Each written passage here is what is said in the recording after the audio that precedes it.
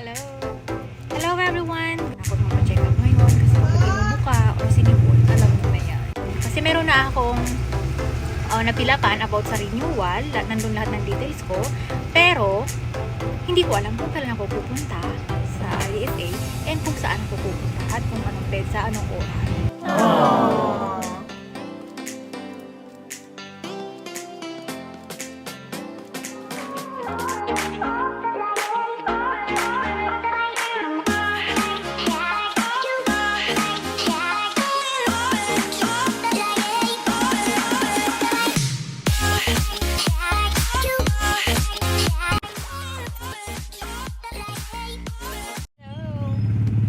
So alam nyo ba, puyat ako. Hindi ako nakatulog kagabi ng mabuti kasi dahil gusto kong mag-online para sa passport. Kaya napuyat ako. Pero, ayan, kahit puyat, pasok pa rin tayo dito sa shop kasi sayang naman. So hi! Always remember, be happy. Huwag kang malungkot ha. Kahit alam mo niyang pinagdadaanan mo, kaya mo yan. Kind to yourself, trust God process, and be strong. Stand still and malalakas mo yan. So for now, happy watching and welcome to my vlog. Hello! Hello everyone! Good morning! My name is Myra and kung bago ka pa lang sa aking channel, please don't forget to subscribe and click the bell notification para ma-update ka sa mga upcoming kong vlogs soon. So hello!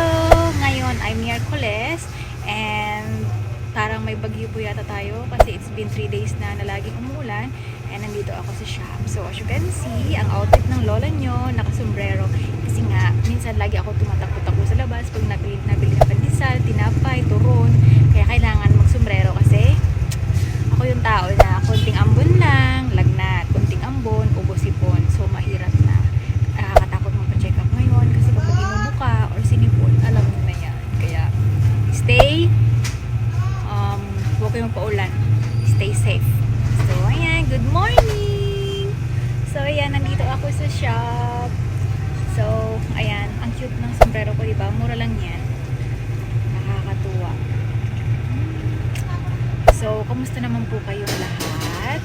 Hindi pa ako tapos magsampay kasi pinapapawisan na kaagad ako. So, nagsapin ako ng towel sa aking likod para kahit papano ay hindi ako matuyuan ng pawis.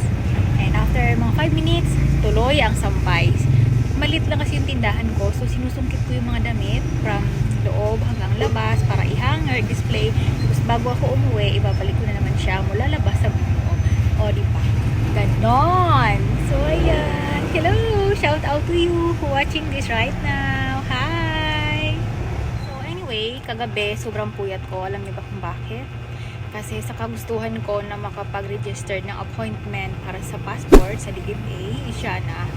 Sabi ng kaibigan ko, ako daw ay mag-online around 1 to 3 a.m. So, normally, 12:30 tulog na ako, pero hindi mo na ako natulog kasi yung 12 sa oras ng jowa ko ay mag-aalas 6 pa lang ng gabi. So, good evening sa kanya. Sa ating late morning na. Kaya, ayun, yung manok daw, good morning daw.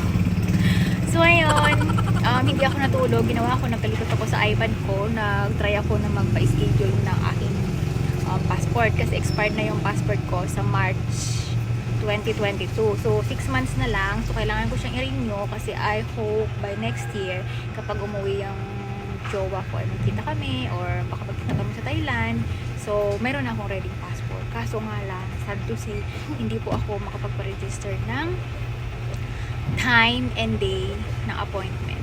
So, nakailang click na po ako, nakailang try na ako, ayaw talaga. So, it's been 2 weeks na ako nagtutry para sa DFA passport na makapag-appointment. Wala po talaga.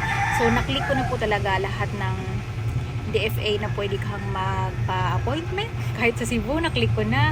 Batangas, naklik ko na. Manila, Paranaque, lahat naklik ko na. Ayaw. Pero ang pinaka-priority ko, DFA Isiana and SM Dasmariñas. Pero fully booked lahat. And lahat ng ang idea, fully booked. So, ang nangyari, nag-try ulit ako. So, nakapag-fill up ako at nakapag-submit ako. Yung tinatawag naman na about sa renewal. So, doon ako nakapag-registered. Naka-indicate doon kung kailan siya na-issue, kung kailan siya ma-expire, details ko, pangalan ng mama at papa ko, saan nakatira. So, yun ang mga details. Nakapag-fill up ako noon, nakapag-submit ako.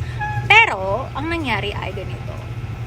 Download, after ko ma-submit, download. And after that, kailangan ko siyang i-print. I think 2 bond paper siya. Ngayon, ang problema, meron nga akong ganon, hindi ko naman alam kung kailan ako pupunta, kung saan ako pupunta. Paano kaya yun? Baka alam mo, balitaan mo naman ako, paano po ba yun? Kasi meron na akong napilapan about sa renewal, nandun lahat ng details ko, pero hindi ko alam kung kailan ako pupunta sa IFA and kung saan ako pupunta at kung anong petsa, anong oras. So, sabi nung kaibigan ko isa, baka tawagan ako, i-email ako. So, sana nga ganon. Kasi for the first time ko siyang matry na maganon, na mag-renewal. And medyo kinakabahan ako. So, sana nga. Baka alam nyo naman, turuan nyo naman ako kung paano yun. Kasi ang alam ko lang, yung magpapa-appointment ka, hindi yun na yun. Pero yung sa akin kasi, renewal siya. So, ayan. So, ayun, wala akong magagawa. Ganoon talaga. Pero ang mahalaga, nakapag-submit na ako doon sa renewal. So, mag-aantay na lang ako, baka mag-text sila sa akin, mag-email sila sa akin. So, sana nga. Kasi, dun sa papel talaga, wala naka-indicate kung kailan ka mag-report or whatever. Paulit-ulit, wala. So, ayan, yan lang yung update ko sa mga may alam dyan, kung paano mapabilis ang pag-renew ng passport, kung paano ang way. Balitaan nyo naman ako, bigyan nyo naman ako ng tips. Kasi, kaka-search ko on how to renew, how to like that, hindi ko pa rin makuha yung tamang proseso. So, thank you in advance kung tutulungan mo. Or I mean, bibigyan mo ko ng konting idea.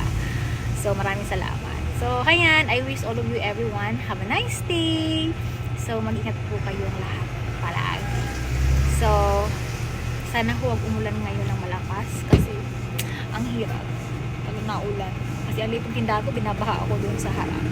And nangangalay yung braso ko kapag nakahawak dito. Nangangalay ako. So, ayan, tuloy na. Have a nice day, everyone. So, yun lang yung update natin. For now, bye-bye na po. And see you on my next vlog. Bye-bye. Ingat kayong lahat palagi. And God bless you.